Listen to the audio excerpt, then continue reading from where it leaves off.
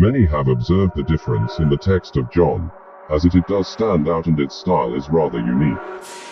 Whereas the other Gospels have a strong narrative and record moments with haste, the Gospel of John is more spiritual and explores the emotional depth, and some notice the correlation between some parts with external sources. In this somewhat personal recollection, we read about different parts of Christ's life that fit in with the events of the other synoptic Gospels, filling in the gaps, so to speak. There are some parts which are very interesting, that echo ancient voices and their stories, and it's these that make this Gospel very interesting. The book opens with, "In the beginning was the Word, and the Word was with God, and the Word was God. He was with God in the beginning. Through him all things were made. Without him nothing was made that has been made. In him was life, and that life was the light of all mankind. The light shines in the darkness, and the darkness has not overcome it." John 1, 1-5. In the mind of the spiritual Christian, this is a perfect opening, that speaks deeply about spiritual truths that hits the nail right on the head, hence its popularity. What the majority do not know is that this phrase is not unique, appearing before the time of Christ and in another land. In the Krishna Yajurveda, it says, "Prajapati vi idam agra asit, tasya vak vitya asit, vaj vi paramam brahman." Kathaka Samhita, 12.5, 27.1, which when translated means, "In the beginning was Brahman, with whom was the Word, and the Word is Brahman." It's at this point that the majority of Christians I mention this to kinda stop listening, thinking, this doesn't sound right. Is this some new nonsense like the Gospel of St. Thomas? Well, this passage was written somewhere between 1200 to 800 BCE. Also, in the Bhagavad Gita, there's a line that says, "I am Om, the word that is God." The Bhagavad Gita was written between the 5th and 2nd century BCE, so both of these Indian texts predate the New Testament. It's possible, as I've mentioned in a previous article, that the poetic phrase is coincidentally similar to the Indian one, yet the concept of sound, the word, as being the voice of God as well as being God, and who Prajapati is, reveals a very curious parallel. You see, in the instance of Prajapati, he is the primordial cosmic act where this Lord of creatures offers up his own body to create the universe. This is found in the Brahmanas, where it's established that all creation is sustained by a process of continual sacrifice and interconnectedness. So the motifs of self-sacrifice, as well as being the Word of God, and being God, are evident. Hence, the comparison is very similar, but the influence for the Johannine text doesn't just stop there. In John 10:11, Christ says, "I am the good shepherd." The good shepherd lays down his life for the sheep, which is inspired, in part, by the character, Saigalas, who appears in ancient tales as being a protective, yet vindictive, protector. He exacts revenge on those who don't follow the code that keeps the environment in balance for herders and other pastoralists. This Proto-Zoroastrian idea has traveled through to the point where this shepherd doesn't seek revenge, but forgives instead. Next we have the Greek, Stoic philosophy, which is the concept of the logos, the word, representing the rational principle that orders and sustains this universe. Here the text is directly addressing a particular school of thought, just as the same passage is aimed at Hellenistic Jews as well, who interpret the logos as the intermediary of God who is transcendent. The use of language at the beginning of this gospel tells us a lot. It is using history as well as a writing style that is aimed at deliberate audiences. The other Gospels are similar, for Luke relates his narrative to the external audience outside Israel, Matthew writes specifically for the Hebrews in relation to their history, Mark is arguably aiming for an audience who are traveling and have to read on the go. Those traveling traders and others who go to and from Rome, and now you can see that John is writing to those who follow history and philosophy. It's as if they each chose a deliberate audience. John's distinctiveness is very evident from the other Gospels, due to it aiming to stir philosophical thought. Paul, later on, also uses the philosophical argument when in Greece, which was a key area of influence, if the followers of the way were to progress and proclaim the good news. In this way, John's text is complementary to this effort. The question most asked regarding the Johannine text is related to if Christ ever went to India, or even beyond, for the non-canonical Gospel of Thomas suggests that it was possible. There's even an Islamic narrative that posits that Christ went there and eventually died there sometime after his resurrection. In this version of events, he is named Isa. There's no evidence that this happened, and one of the contributing factors of this anecdote is that it was, in part, an interesting provocation written by Nicholas Notovich when England's empire spanned the Indias. In an attempt to engage more interest in the lands just outside colonial India, the story was used to get explorers there and an expeditionary team. Alas, it didn't happen. However, subsequent investigations into this incident, including my own, have determined that there are an awful lot of gaps and inconsistencies within the narrative, which is supposed to compel you to seek the life Jesus practiced after resurrection outside of Israel. The final nail in the coffin, for me, was when I heard there is an alleged grave of Isa. Now, if you knew the final resting place of Christ, why aren't millions flocking to it as a place of pilgrimage? There aren't. Very few know of it. This alone makes a very bold statement. It's interesting that the Gospel of John takes the spiritual, philosophical route, as it enables us to understand the spirit of this faith, as opposed to the history being preserved in the others, which helps us investigate the deeper spiritual lessons available. If you have been keeping up with these articles, then you will understand the legacy it conveys. For those who haven't, here's a brief summary of the principles that have survived since we first became spiritual. History and philosophy survived through the ages by a tradition started thousands of years ago, and the fundamentals have never changed. An egalitarian ethos, interconnectedness, and all things having spirit. The root of Christianity can be traced back beyond Judaism and Zoroastrianism to the time of the hunter-gatherers who lived around what is now northern Iran in the Hyrcanian forests, which is basically where the Garden of Eden is located. These forests survived the ice ages and were a source of abundance for all who frequented them. As religion was forming in civilization, the hunter-gatherers were transitioning into pastoralists who wandered the forests and steppes with their herds. The semi-contemplative lifestyle led to the rise of forest sages and gurus between northern Iran and the center of India. As people learnt about the history of their religion and sought deeper insight into the nature of existence and reality, they ventured to the sages and gurus to get the answers. Two schools emerged, the Proto-Zoroastrian and the Vedic. Eventually the evolution of faith sees the Abrahamic faiths emerge in the Middle East and the Vedic, Hindu in the Indias. So Christ's history is directly linked to the Proto-Zoroastrian root and is essentially the culmination of this line. In a way, it's the lifestyle and beliefs of the hunter-gatherers that Christ lived whilst amongst the civilized world. The ideas of interconnectedness, spirit and egalitarianism, fairness are explored within the Johannine text, with references to gardens, vines and shepherding, all of which hark back to the origins of belief.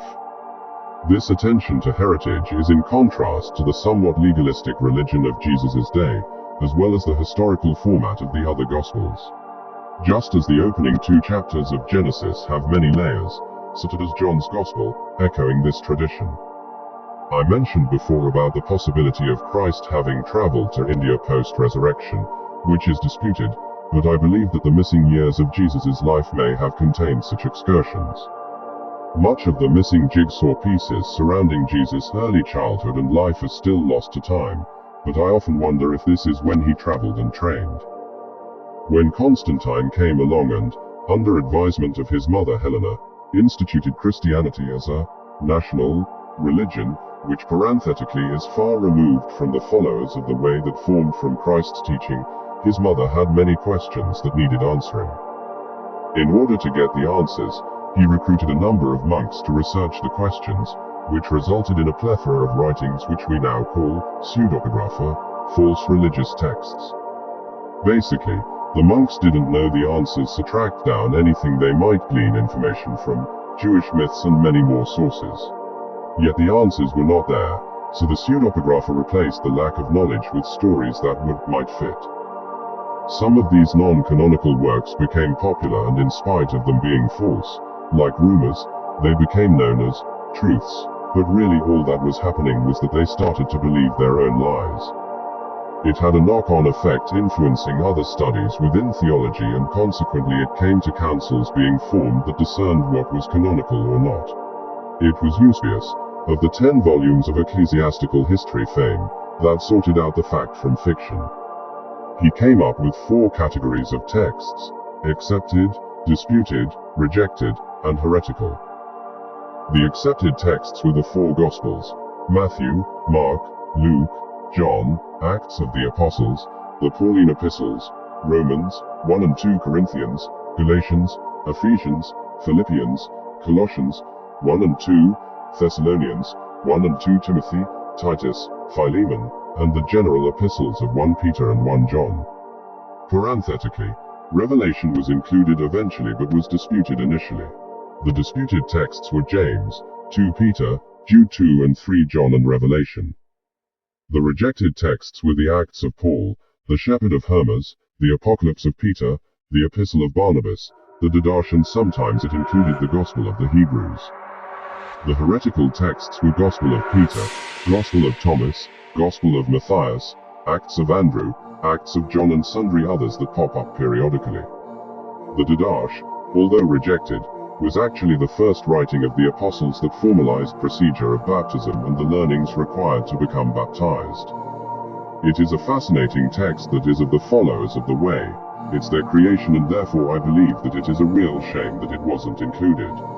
After all, we have the oldest biblical text of Job in the Old Testament, so why not have the oldest New Testament text included? I urge you to read it. In essence, the followers of the way knew that in order for their teaching to survive, it had to be written down in case any of the original believers and apostles died.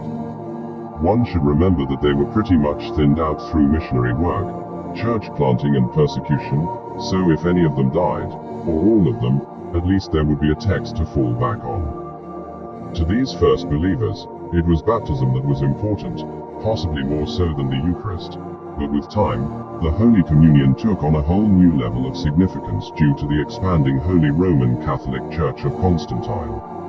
Eventually, the Didache and baptism took a back seat as the trend of Eucharist became popular. I do stress though that the Holy Roman Catholic tradition is different to what the followers of the way followed. In an effort to make it memorable, the Catholic tradition steeped lots of history with rich details to preserve the memories of significant saints, teachers, doctors, and ceremonies. The contrast between the Catholic tradition and FOTW is profound, for essentially the followers' doctrine was very simple and accessible, whereas the Catholic path made it an education. Moreover, it was a deliberately developed institution to help unite and educate people, whilst also giving a code to uphold and live by. Baptism was still good, as it told them how many bums on seats they had over the empire, but its significance paled in comparison to being confirmed as a Catholic. The reason that confirmation became so prominent was chiefly due to historic development, through debate, as to whether sin committed after baptism still entitled believers to heavenly reward. Amidst arguments of Binitarianism, God is Father and Son, and the Spirit resides in a person, so not observed as an entire péché, and adoptionism, Jesus observed as a Son who receives the Holy Spirit, thus adopted into the family. There was no clear consensus on certain aspects regarding the state of a person who may sin after being baptized, so becoming confirmed in the Catholic faith was like the one last, or second, chance required to renounce evil, the devil and all his works. So in this light, it's a fortunate happenstance that John's Gospel actually saw the light of day, as it's different in style and audience, and his other writings could have been easily dismissed, as you have seen. John's perspective was more than geographical, it was aimed at the thinkers, the philosophers and those prone to contemplation, which was a huge part of the market back then. If you recall, sciences were part of religion back then, which formed the basis of our understanding of the cosmos. These days, science and religion have diverged into two very separate entities. Back then, one of the main contributing factors to anything new was having the scope to cater for the scholars and the thinkers, as it was crucial in getting new philosophy into the mainstream when Greek thought and Roman philosophers were plentiful. In a modern comparison, We might set up a social media account exhibiting the ideology of a belief and produce videos for the profile reflecting them, so John's Gospel can be seen as the fashionable way to accelerate new growth and gather new followers. The Synoptic Gospels in themselves do relay the history of that time and list two genealogies of the Messiah, in Luke and Matthew. They can often read as a set of events that occurred from their own perspectives, and in this way, it is very much like having evidence or testimonies from three witnesses. Whereas Matthew is relaying the royal bloodline through the father, Joseph, Luke uses the maternal line. Evidence to suggest that these differences are as such comes from the fatherly line linking up with patriarchy as opposed to Luke, who gathers most of the information from Mary, Jesus' mother, so in a way the genealogies, although different, establish that both paternal and maternal family lines indeed qualify Jesus as the expected Messiah. In Luke's account, he records that Mary treasured things in her heart, Luke 2, which also lends weight to the requirement of the Marian family line. As mentioned earlier, the inclusion of the text written by John within the biblical New Testament is essential when viewed through the philosophical lens. Its unique style and transmission of knowledge enabled opportunities of debate in later Pauline works, making this gospel a complementary addition to the texts of the Greater Bible. In this way, continuity from life at Christ's appearing, through to the Acts of the Apostles and beyond, becomes evident. One may often see a copy of the Gospel published on its own to encourage new believers, due to it lending its format neatly in this manner. The Gideon Bible, that most find available in hotel drawers, has this rival these days, so it's not unusual to find a volume of the Gospel of John available in such ways. I pray and encourage you to read it, especially if you are more of a spiritual disposition. The writing is timeless and its observations of the life events of Christ is given to more metaphorical explanation, which many find easier to consider. The passage where Christ prays in the Garden of Gethsemane and for his followers is very well expressed, as are other passages, and in some ways people can find John's Gospel easier to read and digest. To reiterate, I really hope that, if you haven't already, read it and the Didache, as these explore the emotional and spiritual dimensions of the Christian message.